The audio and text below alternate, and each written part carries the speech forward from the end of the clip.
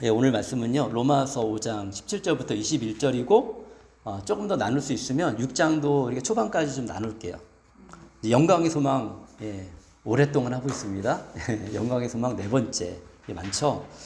근데 이 부분이 되게 중요한 것 같아요. 뭐, 로마서 자체가 다 중요하지만 계속 중요하다는 생각이 들고요. 이제 우리가 계속 로마서를 통해서 확실히 알고 있는 게 뭐죠? 우리 모두는 원래는 사망 선고 받은 사람이에요. 사망 선고. 사망 선고 받았다는 거는 태어나서 그냥 좀 인생을 살다가 어떤 사람은 좀 편안할 수도 있고, 뭐 부모를 잘 만나면 좀 편안한 삶을 살 수도 있고, 뭐 부모 잘 만났다고 잘 만났다는 게 뭐 보통 얘기하는 게 뭐 부유한 부모 이렇게 생각할 수 있는데, 사실 그 안에 들어가 보면 모든 게 평탄하진 않아요. 그죠? 그래서 우리 드라마 같은 거 보면 이렇게 좀 이렇게 비춰지잖아요. 그죠? 그 안에도 이렇게 갈등이 있고, 막 형제 돈이 많고 막 그러면 형제끼리 싸우는 것도 많고, 재산 때문에 부모가 볼 때는 가슴 찢어지는 일들이 참 많죠. 예. 어쨌든 뭐 가난하면 가난한 대로 또 힘들잖아요. 그죠? 먹을 게 없고, 지금도 이 전쟁 가운데 있는 사람들도 있고. 근데 이 모든 것들을 우리가 다 통틀어서 우리가 생각해 볼 수 있는 거 뭐냐면, 결국에는 이 세상에 모든 사람이 태어나고 여러 가지 삶을 살다가, 특히나 그 가운데 참 고통도 참 많고, 이 세상에는 살다가 죽는 게 우리의 모든 사람의 운명이에요. 너무 허무하잖아요. 근데 그러면 그럼 차라리 태어나지 말고 바로 죽는 게 훨씬 낫죠. 그래서 차라리 그런 게 좋지 않을까요? 라고 욥도 그렇게 고백을 하거든요. 욥 말씀이 갑자기 이렇게 마음속에 딱 스치고 지나가는데, 욥도 너무 괴로우니까 차라리 내가 태어나지 않았으면 좋겠습니다. 그게 훨씬 편하겠습니다. 라고 얘기하는 게, 그러니까 욥의 인생도 보면서 사실은 하나님을 만나지 않고, 하나님을 만났어도 사실 우리 인생 가운데는 고난이 있고 어려움이 있다. 예, 그렇습니다. 이게 인간의 그 운명입니다. 그런데 하나님께서 이런 인간의 운명을 바꿔놓으시기 위해서 누굴 준비하셨냐면 예수님을 준비하신 거예요. 죄 때문에 다 우리가 이렇게 사는 거거든요. 근데 죄의 문제만 해결되면 우리가 그렇게 안 살아도 되잖아요. 그죠? 그러니까 죄의 문제를 해결하기 위한 대가가 필요한 거예요. 하나님은 그런 분이세요. 그냥 성경에서 그렇게 알려주시니까 저도 그런 거 알죠. 하나님은 어떤 일을 행하실 때, 특별히 인간을 죄를 용서하실 땐 대가를 필요로 한다. 그렇잖아요. 우리가 대가가 있잖아요. 뭘 잘못하면 대가가 있고, 그런 대가들이 우리 안에 있는데, 하나님이 우리의 죄에 대한 대가는 뭐냐면 죽음이에요. 죽음. 근데 한 가지 방법이 있어요. 뭐냐면 죄가 없는 분이 우리를 대신해서 죽으면, 그런 존재가 죽으면 우리 죄는 용서되는 거예요. 그게 누가 있을까요? 우리가 다 알고 있는 것처럼 우리 예수님, 하나님의 아들 예수님은 하나님이시면서 완전한 사람이시고 완전한 신이시거든요. 그렇기 때문에 이분만 유일하게 죄가 없어요. 태어난 것도 독특하잖아요. 그죠? 죄가 없이 태어나야 되니까 사람의 관계를 통해 태어나지 않아요. 성령님이 마리아에게 친히 임재해서 처녀 마리아한테 태어난다고. 그러니까 뭐냐면 사람의 몸을 통해서 태어나지만 사람의 죄를 가지고 태어나시는 건 아니에요. 이것만 봐도 너무 놀랍잖아요. 그렇게 태어나셔가지고 우리랑 똑같은 모습으로 살아가시면서 결국에 오신 목적이 뭐예요? 정말 하나님이라면 어떻게 하실 것인지 보여주세요. 그죠? 하나님이 어떤 분이신지를 예수님 통해 우리 보게 되거든요. 예전에는 성경 속에서 멀리 계신 하나님이었어요. 성경을 모르면 하나님이 어떤 분인지도 몰라. 근데 몸으로 오셔가지고 가까이 계시니까 하나님이 어떻게 하시는지 우리가 이제 다 같이 요한복음을 통해 배웠잖아요. 예수님의 사랑이 어떻습니까? 예수님은 진짜 너무 감사한 게 불쌍한 사람들을 진짜 불쌍히 여겨주세요. 그리고 아낌없이 주셔, 예수님은. 우리는 욕심이 있잖아요. 그죠? 욕심이 있는데 조금 그래도 부모가 되면 조금 배우는 게 뭐냐면 아낌없이 주는 걸 조금 배우긴 해요. 이게 부모 자식 지간이 되면은 그렇게 되긴. 하나님 우리 아버지잖아요. 그죠? 그러니까 우리 아버지이신 하나님, 그 하나님이신 예수님이 이 땅에 오셔서 우리에게 진짜 아낌없이 주시잖아요. 근데 정말 아낌없이 주셨다는 거 어떻게 알 수 있어요? 생명까지 주시잖아요. 그 방법밖에 없는 거예요. 사도 바울이 지금 계속 얘기하는 게 뭐냐면 우리 죄가 더한 곳에 그 죄를 정말 더 이렇게 완전하게 깨끗하게 하고 또 넘치게 할 만한 은혜가 왔다. 그분이 바로 예수님이다. 이거를 우리에게 계속해서 알려주고 있는 거예요.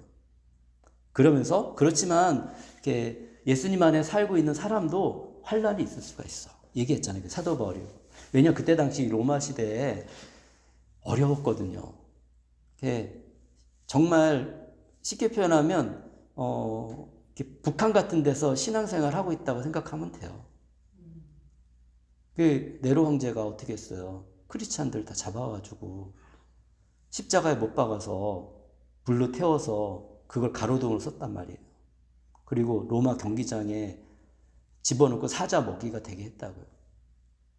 그러니 그런 상황 속에서 그건 환란이잖아요. 그죠? 근데 우리의 방법은 그들과 싸우는 건 아니었어요. 크리스찬 중에서도 막 싸우고 싶은 사람이 있었겠죠. 근데 하나님의 방법은, 예수님의 방법은 주먹 다지면서 싸우는 게 아니었어요. 이게 우리의 성정과 굉장히 부딪히는 거예요. 이게 젊을 때는 막 그렇게 하고 싶거든요. 사람 마음이 다 똑같습니다. 그래요. 사람이 분노가 생기면 그렇게 하고 싶다고요. 근데 사도 바울이 얘기해 주는 건 예수님을 닮아가자 이거예요. 저도 어제 저녁과 이렇게 밤을 지나오면서 하나님이 저에게 말씀하신 게 예수님을 배우자.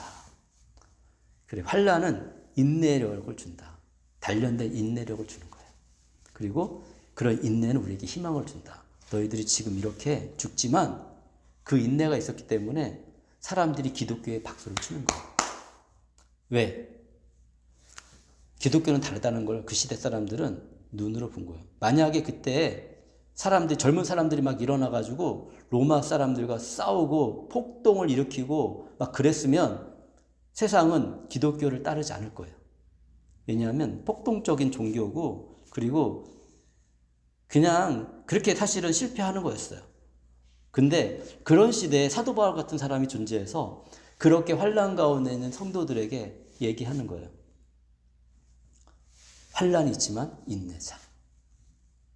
그냥 예수님처럼 도살장에 어린 양으로 끌려가서 죽는 거예요. 근데 그분들의 피의 흘림이 있었기 때문에 그래도 기독교가 소망이 있는 겁니다. 그리고 우리도 그것을 지금 닮아가고 있는 거예요. 그러면서 이제 사도 바울이 사람들이 이제 오해를 한단 말입니다. 죄가 더한 곳에 은혜가 있으니까 그럼 죄를 많이 짓자 이렇게 얘기하는 사람들이 있었어요. 이건 아니잖아요. 그죠? 그건 아니다라는 걸 사도 바울 설명하는 게 이제 지금부터 이제 얘기하는 겁니다. 그래서 누굴 데리고 오냐면 아담을 데리고 와요. 아담을 데리고 와가지고 설명을 하는 겁니다. 이제 말씀을 보겠습니다. 17절에 아담 한 사람의 범죄 때문에, 우리가 다 알고 있는 내용이지 설명했기 때문에 다 아십니다. 때문에 그 한 사람으로 말미암아 죽음이 왕노릇하게 되었다면, 그러니까 예수님이 오시기 전에는 죽음이 우리에게 왕노릇하고 있었어요. 그래서 넘치는 은혜와 의의 선물을 받는 사람들을, 이건 예수님 말하는 거거든요. 예수 그리스도 한 분으로 말미암아 생명 안에서 왕노릇하게 되리라는 것은 더욱더 확실합니다. 그러니까 우리 예수님을 믿으면 우리는 생명 안에서 왕노릇해야 되거든요. 근데 예수님을 잘 모르고 그러면 굉장히 이런 예수님을 믿었음에도 불구하고 우리 지식과 우리의 삶이 바뀌지 않잖아요. 안 바뀌면 굉장히 오랜 시간 동안 여전히 죽음이 우리를 왕노릇할 수가 있어요. 이게 우리가 대면한 문제예요. 근데 그렇게 하다가 혹시나 그냥 그 죽음 가운데 죽음이 왕노릇하다 죽으면은 너무 안타까운 건 뭐냐면 자기의 삶으로 자기를 증명하는 게 돼요. 뭐냐면 나는 예수님을 참으로 믿은 사람은 아니다. 이렇게 되지 않았으면 좋겠어요. 다행히 만약에 죽는 순간에 내가 인생을 잘못 살았습니다. 예수님. 저를 용서해 주십시오 하면 구원받을 가능성이 있어요. 어떻게? 우리는 뭐 다른 데서 답을 찾는 게 아니라 성경에서 답을 찾는 거거든요. 예수님과 함께 십자가에 못 박혔던 한 사람, 그 사람은 구원받았잖아요. 그죠? 살인죄를 지고 반란죄를 져야지 십자가에 못 박혀 죽거든요. 그러니까 가장 처참한 죽음이에요. 그러니까 그 시대에 정말 그런 사람이, 그러니까 예수님이 죄인 가운데 한 명을 역임을 받았다는 게 죄인 가운데서 죽으셨거든. 그런데 그 죄인이 예수님 저를 기억해 주십시오라고 한마디 했을 때 예수님이 우리에게 구원을 주신 거예요. 그 사람에게 구원을 주신 거예요. 그러니까 우리에게는 지식과 삶과 그리고 암과 그리고 실질적인 그런 행동도 다 필요합니다. 로마서에서 이걸 다 얘기해요. 얘기하는데, 그래서 우리는 죽음이 왕노릇 하지 말고 생명이 왕노릇 하는데 살아야 됩니다라고 사도 바울이 지금 얘기하고 있는 거예요, 성도들에게. 그러니 한 사람의 범죄 행위 때문에 모든 사람이 유죄 판결을 받았는데 누구 때문에 유죄 판결을 받았어요? 요거 알아야 되거든요. 누구 때문이죠? 아담 때문에 유죄 판결 받은 거예요. 우리 모두는.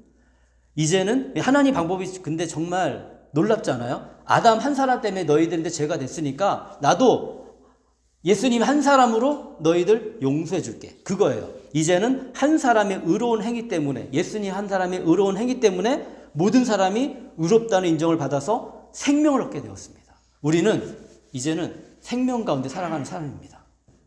이 생명이라는 건 단지 우리가 지금 호흡하는 거, 다 호흡하고 있잖아요. 죄인도 호흡하고 다 호흡하고 있잖아요. 그죠? 이렇게, 그거는 그 얘기하는 이 생명이 그 호흡을 하는 얘기가 아니죠. 그죠? 다 살아있잖아요. 그 살아있는 걸 얘기하는 게 아니잖아요. 그죠? 이 생명이라는 건 영원한 생명. 그리고 영원한 생명을 가진 사람은 이 땅에서도 하나님이 주시는 은혜들을 누리며 살아가요. 그래서 우리가 하나님의 은혜를 많이 받은 사람들인데 그 은혜를 사실은 무시하면 안 돼요. 하나님의 은혜는 하나님은 언제든지 은혜를 끊으실 수도 있는 분이거든요. 그러면 우리의 인생이 점점점 어두움 빨려 들어갑니다. 예수님을 잘 믿다가도 넘어지는 사람들이 있어요. 그죠? 사실은 겉모습은 예수님을 잘 믿는 것 같지만 내면은 예수님을 잘 믿는 것일 수 있어요. 저 같은 목회자들도. 뭐냐면 삶으로 증명하는 거예요. 내 마음의 방향으로 증명하는 거예요. 내가 하나님을 향해서 마음을 계속 두고 살아가고 있다. 그리고 하나님이 잊지 않고 하나님의 은혜를 기억하면서 또 위기 가운데 하나님을 의지하고 있다. 그리고 조금이라도 하나님 말씀 가운데 삶을 바꿔가려고 한다. 그러면 이건 하나님을 향한 마음이에요. 내가 지금은 형편없다 할지라도 내 마음의 방향이 그러면 하나님 이거 아신다니까요. 바꿔가세요. 근데 그렇지 않으면 그게 큰 문제인 거예요. 그러다가 영원한 멸망 가운데 끝나버리면 나만 그런 건 모르겠어요. 근데 나 때문에 내 주변의 사람들도 그렇게 된다니까요. 그러니까 우리가 둘 중에 하나가 됩니다. 크리스찬이 되지 않을 때는 그냥 모두 다 같이 죽음으로 가면서 또 죽음으로 사람을 끌고 가고 막 좋은 데로 이렇게 살거든요. 저도 그랬어요. 젊을 때. 근데 하나님을 알고 나니까 이 부딪힘이 엄청 강하게 와요. 근데도 불구하고 이 부딪힘 가운데 하나님을 계속해서 선택하니까, 왜냐하면 방법이 없었거든요. 그때 저는 하나님 아니면 저를 구제할 방법이 없으니까 하나님을 의지했다고요. 차라리 이게 낫다니까요. 형편이 좋아가지고 하나님 의지하지 않으면 멸망으로 가는데 차라리 인생이 너무 괴로워가지고 하나님 의지하게 되면 그 사람은 구원의 소망이 있다니까. 저 같은 사람이 바로 그런 사람이에요. 생명의 방향으로 마음이 되니까 진짜 이 생명이 점점점 제 것이 되고 저를 통해서 생명이 계속해서 어떤 사람에게 흘러가고, 그러면서 하나님의 계획은 너무 놀랍다. 제 중국에 있을 때 제자 한 명이 있는데 그 제자가 지금 저 벨기에 있거든요. 멀리 있는데 거기에 제 또 동기 간사, 그러니까 같이 훈련받았던 간사님이 거기에서 이제 있어요. 근데 그 간사님이 저한테 연락을 했어요. 며칠 전에. 어저께 새벽에 연락이 왔어요. 저도 카톡을 보니까 카톡이 딱 와 있는. 근데 그 제자랑 같이 사진을 찍고 저녁을 먹는 사진을 저한테 보내온 거예요. 이 친구 만났다. 감사하죠. 중국에서 만났는데 이 친구는 중국에서 공부 끝내고 나서 싱가포르로 가가지고 대학원 공부하고 미국 가서 박사과정 받고 그 다음에 이제 중국에 가기는 좀 힘들었던 것 같아요. 왜냐하면 신앙도 있고 아내도 싱가포르 사람이고 그러니까 미국에 남기 원하는데 같이 못하니까 유럽으로 간 거예요. 유럽으로. 근데 거기에 또 저를 아는 선교사님이 계셔가지고 만나서 식사를 하고 이렇게 그 다음 그러니까 제 마음이 되게 안심이 되더라고요. 하나님은 이 친구를 진짜 사랑하신다. 근데요, 그 친구를 제가 처음 만났다는 거 아닙니까? 그 친구가 뭐 우리 교회 나오거나 우리가 함께 하진 않지만 제 평생에 함께 하는 친구거든요. 왜 내가 얘기했어요. 너 한국에 오면 우리 집에 우리 놀러 와. 우리 만나자. 너 너무 보고 싶다. 한국에 갈 기회가 되면 꼭 연락할게. 이렇게 했어요. 그 연락이 다시 연결이 되었어요. 그래서 너무 감사하더라고요. 근데 이런 것들이 생명 안에 사는 겁니다. 제 삶도 저도 이 자리에서 현장에서 열심히 살지만 또 그들도 그 자리에서 또 열심히 살고 하나님이 또 그걸 인도하시는 거 보면서 세상이 참 좁다. 그죠? 예, 그런 일들이 종종 발생합니다. 그럼 저는 다른 게 기적이 아니라 이런 게 기적이라고 생각이 들어요. 하나님 우리 가운데 일하시는 것을 계속 보여주시잖아요. 그래서 우리가 이 죄 가운데 한 사람 아담 때문에 이렇게 들어온 죄 가운데 사는 것보다는 성령 안에서 사는 게 훨씬 우리 인생에 도움이 되고 좋습니다.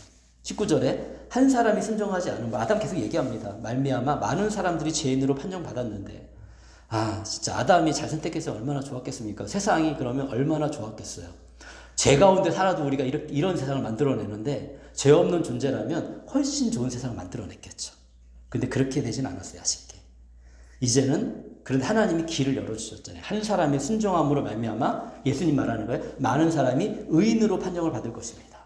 우리가 의인이 된다는 거예요. 하나님이 우리가 뭐 잘나서 우리 계속 얘기하잖아요. 그죠?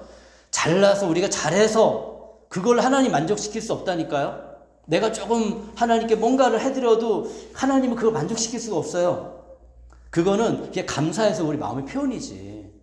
그렇잖아요. 근데 뭐로 하나님 만족시킬 수 있냐면 예수님의 순종하심, 예수님의 죽으심은 우리를 의롭다고 판정하는데 만족시킬 수 있는 거예요. 이겁니다. 이거 하나밖에 없습니다. 20절에 율법은 범죄를 증거시키려고 끼어들어온 것입니다. 율법을 얘기합니다. 뭐냐면 율법을 알잖아요. 그죠? 구약 성경에 율법이 있어요. 그리고 예수님도 여러 가지를 가르치셨어요. 율법은 아니지만 그 가르치심도 어쩌면 우리에게 율법처럼 다가올 수가 있어요. 그죠? 그런데 그 모든 것을 포함해서 그런 것들이 끼어든 이유가 있다는 거예요. 들어온 이유가 있다는. 그건 뭐냐면 죄를 증가시키기 위해서. 그러니까 죄인인 것을 확실히 우리가 알아야 되잖아요. 근데 법이 없으면 사람이 어때요? 죄라고 생각 안 하거든요. 이렇게 이제 오늘 이렇게 차 몰고 오는데 신호등이 있는데 그 빨간불인 그건 저는 차로 들어오죠. 빨간불이니까 사람이 막 지나가더라고요. 제가 멈칫했어요. 그러다가 제가 이제 더 들어오니까 이 사람이 멈칫하고 그 다음에 이렇게 건너가더라고요. 그렇게 건너가면 뭐 별일 아니지만 그런데 마음에는 약간 꺼리낌이 있잖아요. 그죠? 왜 그래요? 왜냐면은 예전에 우리 헌민자 집사님 어리셨을 때 그럴 때 횡단보도가 없었잖아요. 그죠? 건너자래도 아무 이상이 없었어요. 그냥 차 기다렸다 건너갔다 그건 죄라고 생각이 안 들었어요. 그죠? 불법이라고 생각하지 않았어요. 근데 알거든요. 빨간불에 건너가면 불법이라는 거 알잖아. 이거 불편함은 우리 안에 있다고요. 그러니까 예, 그렇죠. 아주 옛날에는 몇 개 없었죠. 예, 그러니까 법이 있어야 질서가 생기고 사실은 그리고 인간이 인간답게 살긴 하는데 근데 결국에는 죄가 더 늘어나는 거잖아요. 그죠? 신호등이 생기고 신호등이 생김으로 해서 신호등을 지켜야 되니까 그러니까 율법의 역할은 이건 거예요. 우리가 옛날에는 죄인지도 모르고 막 행동했던 것들이 있어요. 근데 율법이 들어오면서 죄라는 거 알려주는 거예요. 뭐 옛날에는 당연히 나를 때리면 내가 한 대 때리는 게 이게 당연한 거였잖아요. 그죠? 그걸 죄로 느끼지 않았어요. 이거 당연한 거예요. 근데 예수님이 산상수훈에서 그 말씀을 하시는 거예요. 저기 네가 다른 사람이 네 오른밤 때리면 왼밤도 들이대 이렇게 얘기하니까 왼쪽인지 오른쪽인지 헷갈리는데 어쨌든 그리고 말씀하셨잖아요. 그죠? 네. 그러니까 이제는 누가 나 때리면 내가 그 다음에 때려야 되는데 때리면은 마음에 부담이 생기는 거예요. 이거 예수님 믿는 사람인데 이렇게 나눠줘 그러잖아요. 가난한 사람에게 나눠줘 이렇게 얘기하는데 내가 움켜쥐고 있고 안 나눠주고 있으면 마음이 어때요? 옛날에는 그냥 나를 위해서 사는 거 당연한 거지. 내가 지금 먹을 게 없는데 나를. 근데 예수님이 너 2개 있으면 하나 나눠줘 이렇게 얘기하니까 내가 2개 있다 하나 안 나눠주고 있으면 마음이 불편한 거죠. 그죠? 산상수 내용이 되게 많은데 그 모든 걸 우리가 다 지키라고 하시는 게 아니에요. 근데 그 가운데 우리가 듣다 보면 마음에 부딪히는 게 있어요. 이런 말씀을 듣다 보면 우리 마음에 부딪히는 게 있어요. 그러면 그거는 주님이 바꾸시라는 거예요. 우리 안에. 바꿔봐 한번 노력해봐. 금방 안 되는 거 저도 알고 있습니다. 근데 이렇게 우리는 하나님 안에서 믿음으로 성장해 나가는 거예요. 그래서 죄가 많은 곳에 은혜가 넘치게 되었습니다. 우리가 이렇게 죄 많은 사람인데 예수님 말씀 듣고 예수님의 은혜 가운데 이제 그렇게 살아갈 수 있는 사람이 되어졌다고 사도 바울은 이미 얘기하고 있는 거예요. 할 수 있습니다. 사도 바울이 경험했거든요. 21절에 그것은 죄가 죽음으로 사람을 지배한 것 같이 예전에는 죄가 우리를 지배했습니다. 그래서 끊임없이 우리 어두운 가운데 끌고 가고 지금도 우리가 옆에서 보고 있어요. 죄 가운데 우리가 빨려 들어가고 있는 사람들. 인간이 만들어낸 것들이 끊임없이 우리를 죄를 짓게 하잖아요. 그렇죠? 세상에 정말 우리 마음을 빼앗을 게 얼마나 많습니까?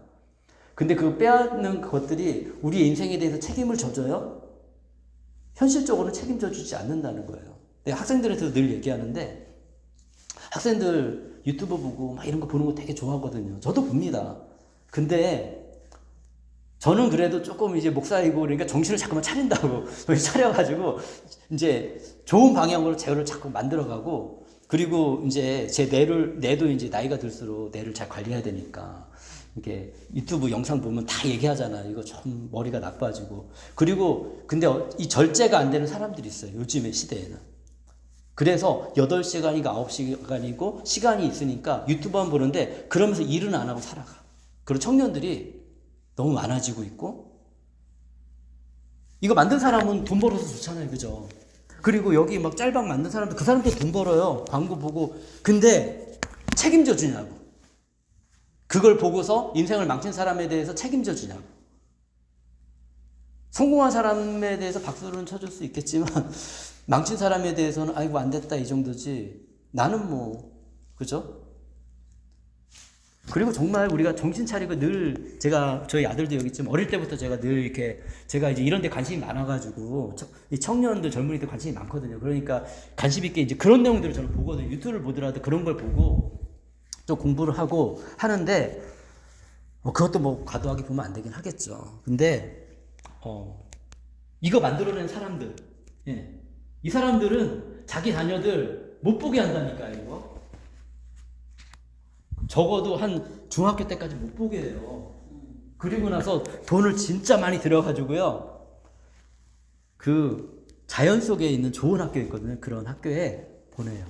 이거 해서 돈 벌어가지고 거기에 보내요. 이 사람들 뭔지 알아요? 뭐를 아냐면 창의력, 그리고 어떻게 해야지 이 세상을 지혜롭게 똑똑하게 살아가는지 알아요. 그런 사람들이 결국에는 그들의 자녀들이 세상을 지배하게 돼 있어요. 왜냐하면 아는 사람이 뭐가 나쁜지 아는 사람이, 자기가 만들어냈지 뭐가 나쁜지 아는 사람이 자녀들 교육은 그렇게 안 지켜요. 그러니까 우리가 생각을 해봐야 되는 거죠. 나는 이 시대에 나는 어떤 사람으로 살아갈 것인가. 여기에 물결에 휩쓸려서 그냥, 이것도 사실 죄 가운데 사는 거거든요. 그 가운데서 내 인생을 끝내버릴 것인가. 그런 청년들 얼마나 많습니까? 저는 그렇게 안 됐으면 좋겠어요. 적어도 저를 만난 청년들은 인생이 새로워졌으면 좋겠어요. 현재는 그렇게 사는 거 저도 다 알거든요. 그런데 제가 말한다고 듣겠습니까? 그렇게 하지 말라고 해도 되겠습니까? 깨닫는 순간이 필요하고요. 때로는 하나님이 좀 어려움도 주셔야 돼. 만족스러우면 하나님은 안 믿습니다. 그냥 내가 좋은 대로 살아요. 근데 내 인생이 어두워지고 힘든 순간이 돼야 도리어 그게 저는 복인 것 같아요. 그러면 그런 사람들은 생각을 달리하고 태도를 바꾸고, 그래서 세상에서 보기에도 성공적인 사람이 되고, 하나님 보시기에도 그런 사람 예수님까지 믿으면 훨씬 좋죠. 많진 않지만 간간히 그런 사람들이 있어요. 그런 CEO도 있고요. 그런 학자들도 있고요. 그런 아주 멋있는 사람들이 세상에 정말 많습니다. 그들도 똑같이 밥 먹고 그들의 인생의 목표, 사업을 위해서 하고 싶은 목표를 열심히 달려가요. 그런데 혼자 달려가는 게 아니라 하나님과 함께 달려간다는 거. 그러니까 그들과 함께 있으면, 함께 있는 것만으로 인해서 달라지는 거, 인생이. 어떤 사람 인생이 달라지는 거예요. 저도 저의 역할 속에 지금 그 길을 한 걸음씩 걸어가고 있는 거고. 우리 모두가 그런 삶을 살았으면 좋겠어요. 저의 소망은 그런 겁니다. 제가 알고 있는 모든 청년들, 저희 자녀들 마찬가지로 이렇게 좀 뭐라고 할까, 정신을 차리고, 그렇다고 뭐 삶을 누리지 말라는 것들, 삶을 누릴 건 누리면서, 저도 누릴 건 누리거든요.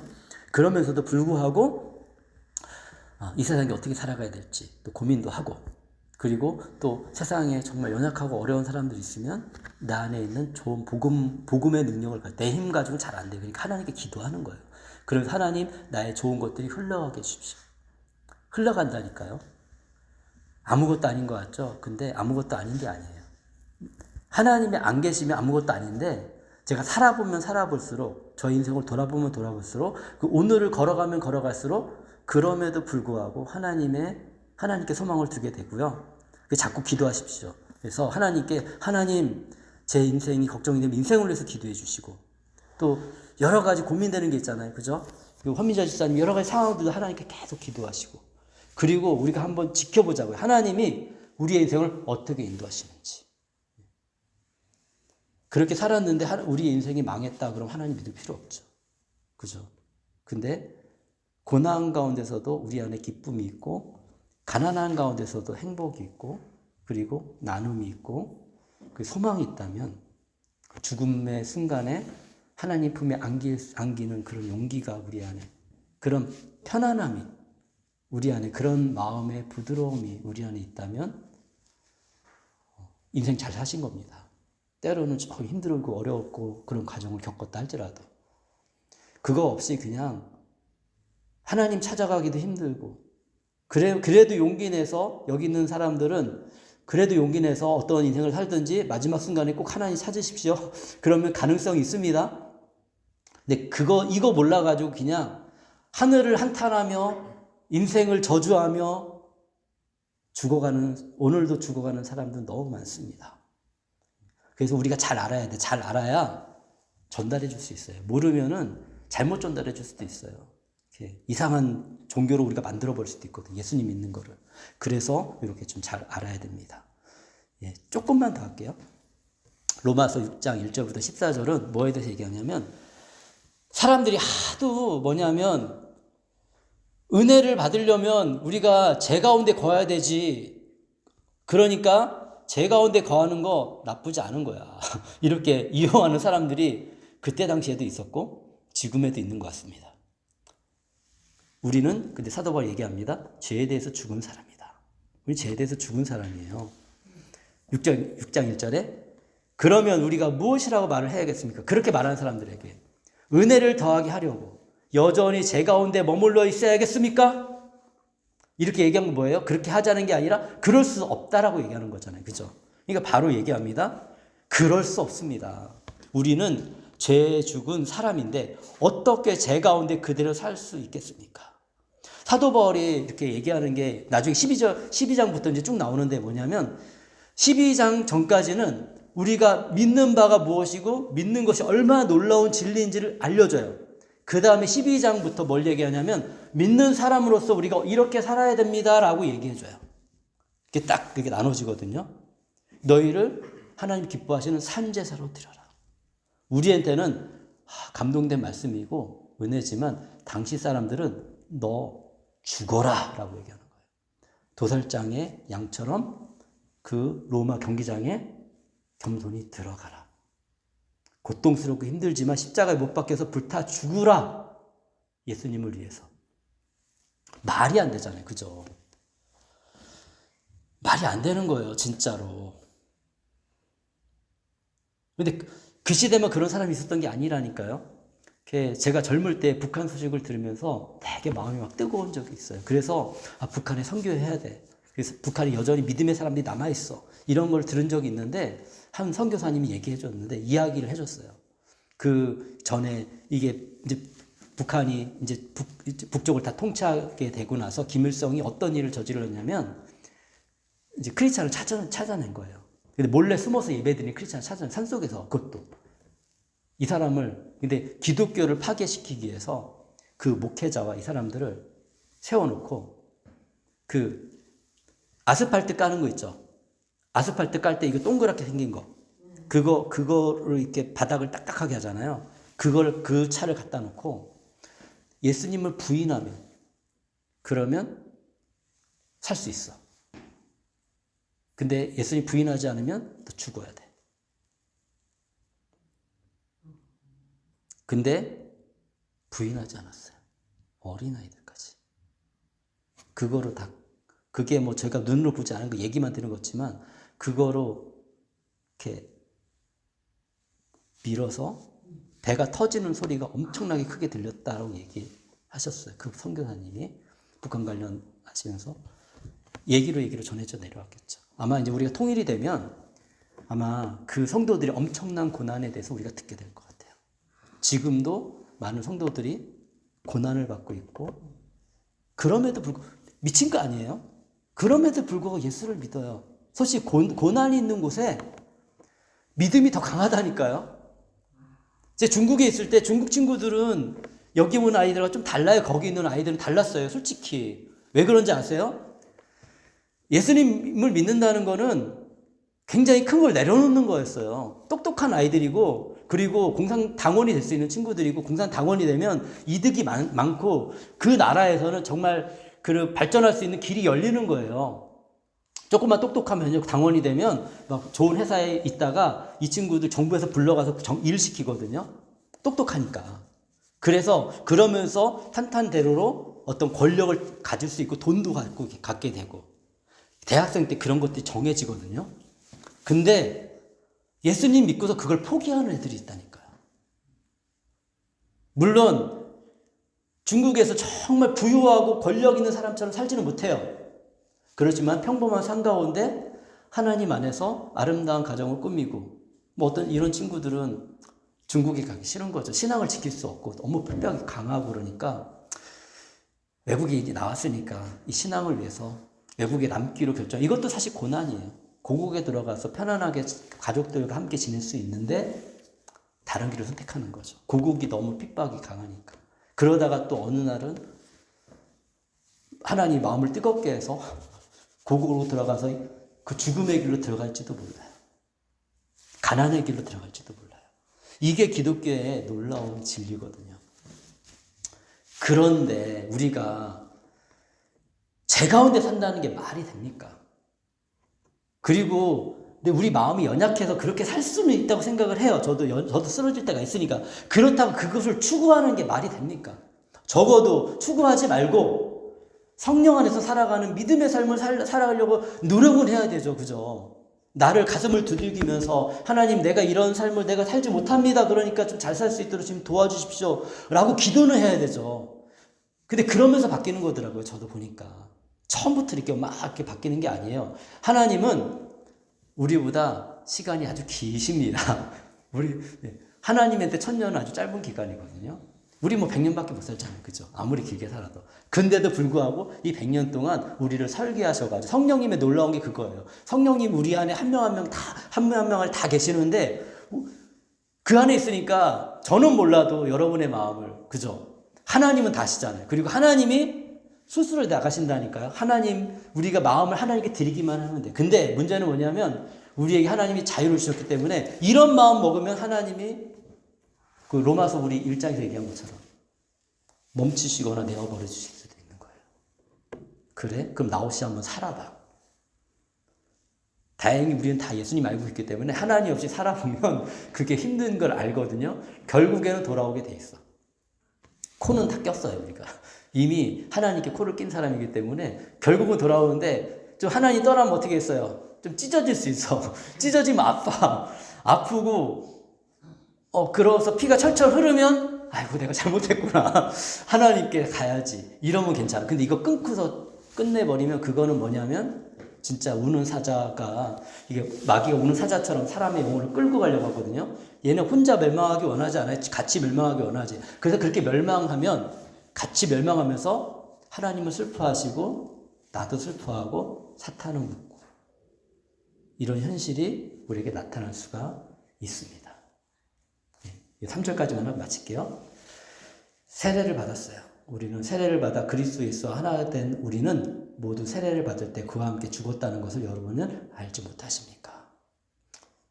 이제 세례를 또 받아야 될 친구도 있고 이제 세례를 받았는데 세례를 받는다는 것은 하나님과 연합되는 것이고 그리스도와 연합되는 것이고요. 그리고 옛날에는요 이 세례를 받을 때 어떻게 했냐면 결단을 내렸어요. 우리 선교사님들이 다 와서 보니까 한국 사람들이 그때 일제시대였거든요. 남자들은 술을 먹고 아내를 때리고 집안을 때려부시고 한량처럼 그렇게 지내는 사람들이 너무 많고 다 술 취해서만 사람들이 돌아다니고 그리고 일본은 이런 우리 영혼의 정신을 빼앗아가기 위해서 대마초를 뿌려가지고 대마초를 피우고 그러니까 어린 사람들도 담배를 피우고 근데 그때는 대마초 문제였어요. 사실 대마초 문제. 이러한 시대 가운데 이렇게 어두운 시대 가운데 예수님이 믿는 사람들 세례를 받는 사람들은 마음에 결단하게 했어요. 금주를 하겠습니다. 술을 먹지 않겠습니다. 담배를 피지 않겠습니다. 대마초를 피지 않겠습니다. 내가 하나님 믿는 사람으로서 이건 안 좋은 것이잖아요. 악이잖아요. 악을 끊겠습니다. 그리고 나서 그런 결단 가운데 세례를 받았어요. 뭔가 세례를 받을 때, 그러니까 우리가 세례를 받을 때는 마음의 결단해야 돼. 내가 하나님 안에서 이런 마음을 갖는 거죠. 작은 거 하나라도 내가 정말 늘 거짓말했던 습관이 있었다면 하나님, 제가 거짓말하지 않겠습니다. 이제부터는. 그렇게 결단한다고 금방 바뀌지 않는데 그 결단이 중요해요. 그리고 넘어진 사람도 있었겠죠. 저 담배 하나님 믿고서 술 안 먹겠다고 다짐하고 다짐했지만 몇 번 먹었습니다. 담배 안 피겠다고 다짐하고 다짐했지만 담배 폈습니다. 근데 제 마음의 방향이 뭐예요? 안 그러겠다. 이게 하나님 기뻐하지 않는 거고, 이게 세상을 막 좋게 만드는 게 아니라 세상을 더 어둡게 만드는 거니까 하지 않겠다라고 마음을 먹으니까 악은 점점 멀어지고, 그런 것들이 없어도 훨씬 행복하고, 내 마음이 답답하면 담배 피는 게 아니라 하나님께 기도하고, 내 마음이 답답하면 술을 먹는 게 아니라 하나님께 기도하고, 하나님을 의지하고, 그리고 또 정말 좋은 상담자, 뭐 좋은 목회자들과 함께 이렇게 이야기도 하고, 아니면 좋은 선배들하고 얘기하면서 내 생각을 바꿔나가고 인생을 잡아가는 거죠. 근데 이런 인생이 훨씬 좋습니다. 그래서 이제 우리는 세례받은 사람들은 내가 세례받았을 때 어떤 마음으로 세례를 받았고 어떤 결단을 했는지 다시 한번 생각해 보시고요. 그걸 잘 지키셨으면 좋겠고, 또 앞으로 세례를 받으실 분들은 또 내가 세례를 받을 때는 이런 것이 필요하다는 것을 기억하고 또 결단도 하셨으면 좋겠어요. 하나님 제한하지 않았습니다. 술을 먹는다고 구원받지 못하는 게 아니고요. 담배를 핀다고 구원받지 못하는 건 아니에요. 근데 결국에는 그것이 구원받지 못하는 길로 인도하긴 해요. 세상이 그랬고, 그래서 우리 한국 기독교는 그런 결단을 내렸고, 장로교도 그런 결단을 내린 거예요. 그래서 원래는 그래야 되는 거예요. 요즘에는 많이 타협을 하지만, 근데 우리 교회는 좀 그런 것들을 좀 지켜나가고, 그건 좋은 거잖아요, 이거는. 좋은 거니까 같이 이런 이 시대에 새롭게 만들어가는 그런 교회가 됐으면 좋겠다라는 생각을 하게 됩니다. 네, 오늘 말씀 여기까지 하고요. 벌써 54분이네요. 제가 기도하고 마치도록 하겠습니다. 기도하겠습니다. 신실하신 하나님 아버지 감사합니다. 오늘 함께 예배드리고 또 주의 말씀을 들었습니다. 예수님이 십자가의 죽으심으로 우리가 어떤 은혜를 받았는지 우리가 생생하게 경험했습니다. 주님 또 들었습니다. 하나님 아버지 도와주셔서 우리의 마음의 방향이 정말 믿음의 사람의 방향이 될 수 있도록 도와주시고, 이제 제가 우리의 왕이 아니라 영원한 생명이 하나님이 우리의 왕이 되어서 우리의 삶을 주관하여 주옵소서. 이제 새로운 한 주가 되었습니다. 이 새로운 한 주도 주님 안에서 승리하는 삶을 살게 해주시고, 우리가 만나는 모든 사람들도 우리를 통해서 그런 생명의 복음이 흘러갈 수 있도록 주께서 인도하여 주시옵소서. 주님을 찬양합니다. 경배합니다. 주님의 이름을 높여드립니다. 예수 그리스도의 이름으로 기도합니다. 아멘. 이제는 우리 주 예수 그리스도의 은혜와 하나님의 사랑과 성령님의 함께하심이 주님을 믿고 따르며 주 안에서 살아가는 모든 믿음의 성도들에게 지금부터 영원까지 함께 있을지어다. 아멘.